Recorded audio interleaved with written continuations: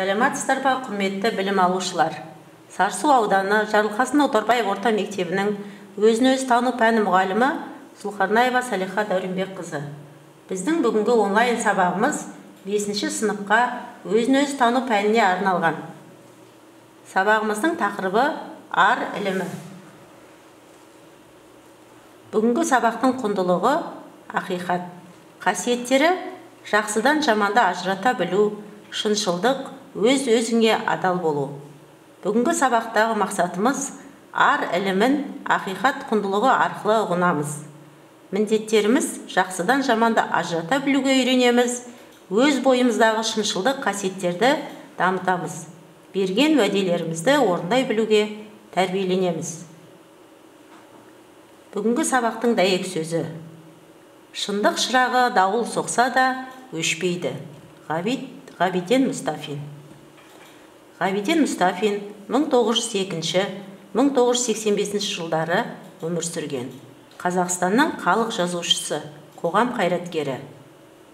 Балалар, шындық шырағы дауыл соқса да өшпейді. Осы дәйек сөзден қандай ой түйдіңіздер? Шындық шыңы ақиқат деген пікірге қосыласыздар ма? Шындықтың беті ашылған кезде адамның шынайы бейнесі ашылады. Адасу жолының мыңдаған жолы болғанымен, одан шығудың бір ғана жолы ақиқат болып табылады. Менің бүгінгі сіздерге сыйым үш елек мәтіні. Үш елек. Бір адам Сократтан былай деп сұрапты. Сенің досыңның маған не айтқанын білесің бе? Сәл кідір, деп оны Сократ тоқтатты. Алдымен айтқалы тұрғаныңды 3 рет електен өткіз. 3 електен бірдеңе айтпас бұрын алдымен оны електен өткізу керек. Алдымен шындық елегінен. Оның шындық екеніне көзің жете ме? Жоқ, мен тек естідім. Онда сен оны шындық па жоқ па оны білмейсің. Онда екінші елек жақсылық елегінен өтейік. Менің досым туралы жақсы нәрселер айтпақшысың ба, әлде жоқ па? Соны ойлан. Мен тек естідім. Бірақ ол шындық па жоқ па өзің де білмейсің. Үшінші електі қолданып көрейік. Сен айтқың келгеніңді менің тыңдауым соншалықты қажет пе? Жоқ, ондай қажеттілігі жоқ. Сонымен деді Сократ, сен айтқың келгендеріңде шындық та, жақсылық та, пайда да жоқ. Оны айтудың қажеті не?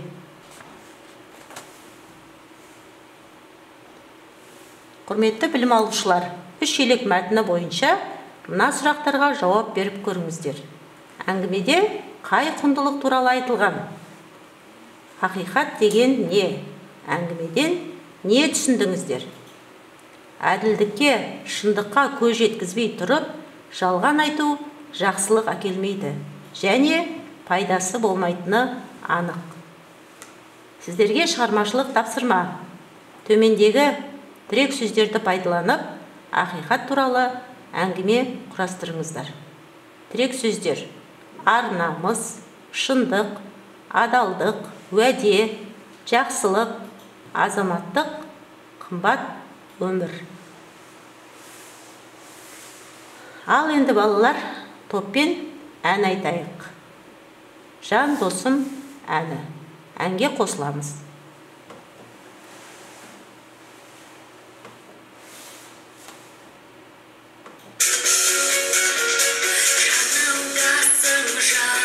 Жігер беріп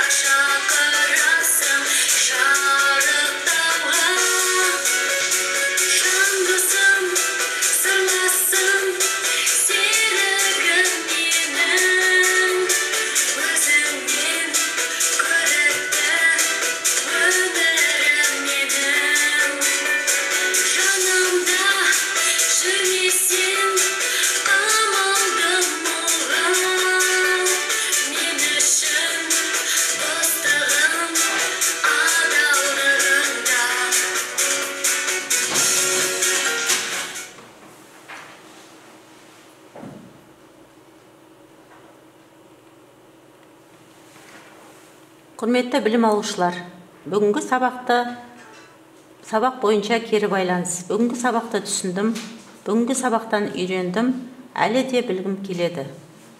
Осы рефлексияны толтырып берсеңіздер. Бүгінгі сабақты қорытындылау үшін сіздер мына төмендегідей сұрақтарға жауап беріп көріңдер.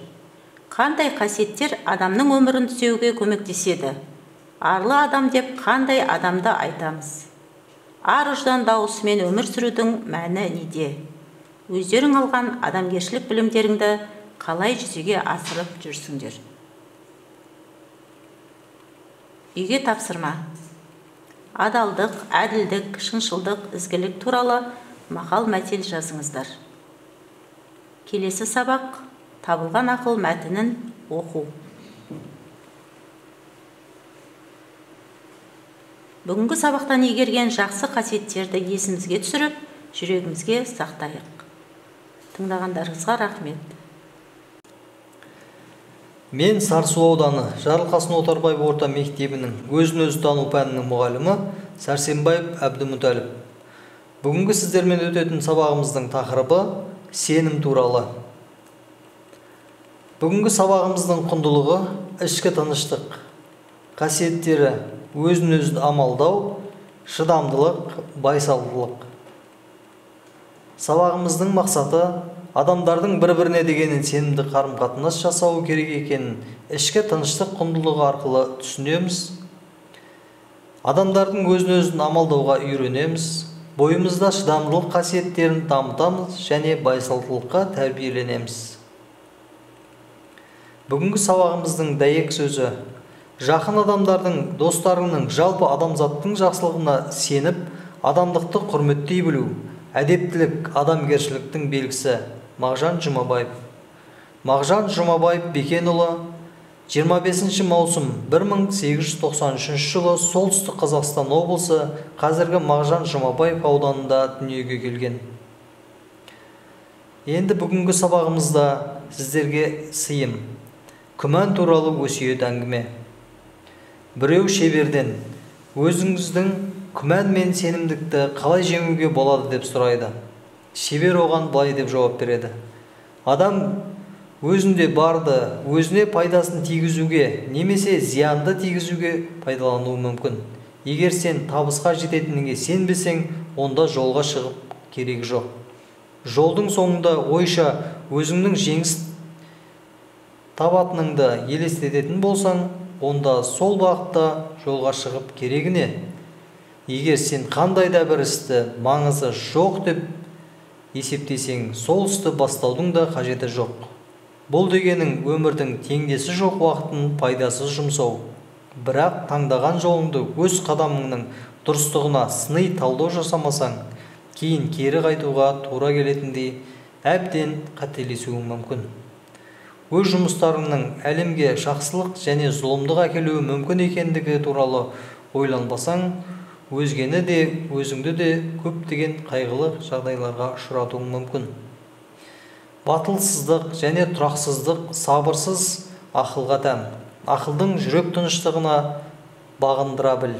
Тек рухани жетілген жүректе ғана сен ақиқатты сезіне аласың.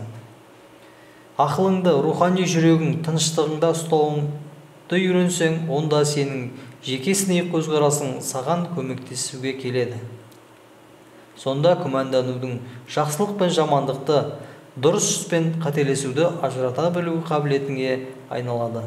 Бұл сүйіспеншілік пен адамгершілік жолында қателесуден сақтануға және сенімділігіңді нығайтуға мүмкіндік береді. Тек жүрегіңді сүйіспеншілік саған әр уақытта дұрыс таңдау жасауға мүмкіндік береді. Сіздерге оқып берген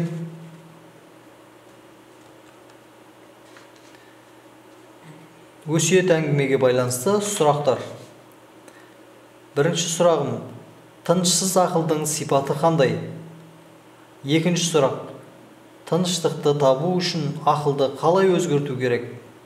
Үшінші сұрақ: жүрекке тыныштықты тапқанда біз нені таңдаймыз? Жауаптарыңызды өмірден алынатын мысалдармен дәлелдеме келтіріңіздер.